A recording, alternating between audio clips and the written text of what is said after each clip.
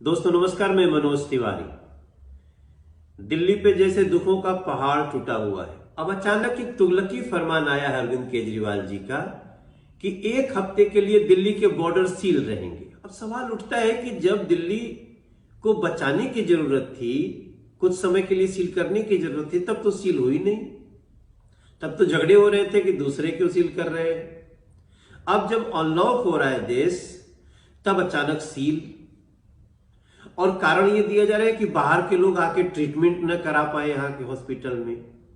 बहुत ही अमानवीय, कोई तर्क नहीं इसका। और ऐसे में एक बड़ा सवाल उठता है कि आ कौन रहा है। भाई उत्तर प्रदेश, बिहार, झारखंड, हरियाणा के लोग तो आएंगे नहीं, वो अपने राज्य में सुरक्षित है, वो दिल्ली से डर ही रहे हैं जो वर्तमान में स्थिति है। और आएंगे जाएंगे वो जो काम करते हैं दिल्ली में और रहते हैं एनसीआर में, लेकिन उनके लिए बंद रहेगा। यह संविधान का भी उल्लंघन है। Article 14, article 19, article 21। लेकिन अरविंद केजरीवाल जी को इससे फर्क नहीं पड़ता।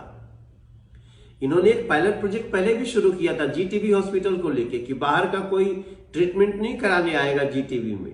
एक एनजीओ ने चैलेंज किया कोर्ट में और उसको वापस लेना पड़ा। ये सारे तुगलकी फरमान क्यों अरविंद केजरीवाल जी, क्यों?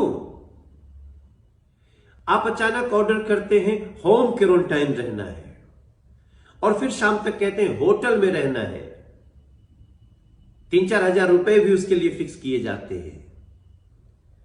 आप झूठ आंकड़े देते हैं। 30,000 बेड है, पीएल पता चलता है कि 3150 बेड है। फिर उसके बाद लोग इलाज के लिए भाग रहे हैं, दर दर भटक रहे हैं और फिर दम तोड़ दे रहे हैं। बेड नहीं मिल रहे हैं और कोरोना वॉरियर्स को नहीं मिल रहे। आप कहते हैं फ्री इलाज करेंगे और अचानक आप दिल्ली के लोगों को कहते हैं आप प्राइवेट हॉस्पिटल में जाइए, वहां 5 लाख रुपया लिए बिना एंट्री नहीं है और 15-15 लाख रुपए खर्च हो रहे हैं। आप इस आर्थिक संकट के समय में, इस कोरोना संकट के समय में आप तो लोगों को ऐसे ही मार डालेंगे। मुख्यमंत्री जी, आपकी सरकार मृतकों के आंकड़े भी छुपा रही है और उसका खामियाजा ये भुगतना पड़ा कि अब 1000-1200 रोज लोग संक्रमित निकल रहे हैं। अभी 1 जून को आपने सभी डीएम्स को एक ऑर्डर निकाला है कि नए श्मशान और कब्रिस्तान के लिए जगह ढूंढी जाए। जब उतनी मौत ही नहीं हो रही है तो ये नए कब्रिस्तान और श्मशान क्यों? केंद्र सरकार का दिया राशन आप बांट नहीं सकते, लोग भूखे शहर छोड़ने को मजबूर।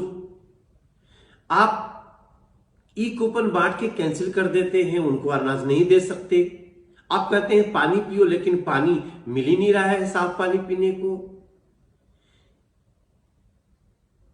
आपके पास ऐड के लिए पैसे हैं लेकिन सैलरी देने के लिए पैसे नहीं है। फिर आप अपनी सारी असफलताएं छुपाने के लिए केंद्र सरकार से चिट्ठी लिखते हैं 5000 करोड़ दीजिए। सवाल पूछा जा रहा है कि आपने 22 मार्च से लेके अब तक विज्ञापन पे कितना खर्चा किया है और आपने बेड और वेंटिलेटर्स पे कितना खर्चा किया है, आप उसका जवाब ही नहीं दे रहे। अरविंद केजरीवाल जी, ये संकट का समय है और इस संकट में साख मत बचाइए, दिल्ली का प्राण बचाइए। अनाज मंडियां परेशान हैं।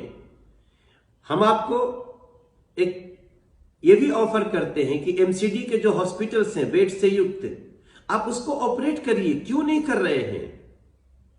आप एमसीडी के जितने कम्युनिटी हॉल हैं उनको आप होम क्वारंटाइन सेंटर की तरह प्रयोग करिए। लोगों की इस समय सहायता करा जाए, मिलजुल के करा जाए, दिल्ली को बचाया जाए। हमारा आपसे सवाल है कि आप इन सारी समस्याओं के बीच इस तरह के तुगलकी फरमान से दिल्ली को क्यों परेशान कर रहे हैं?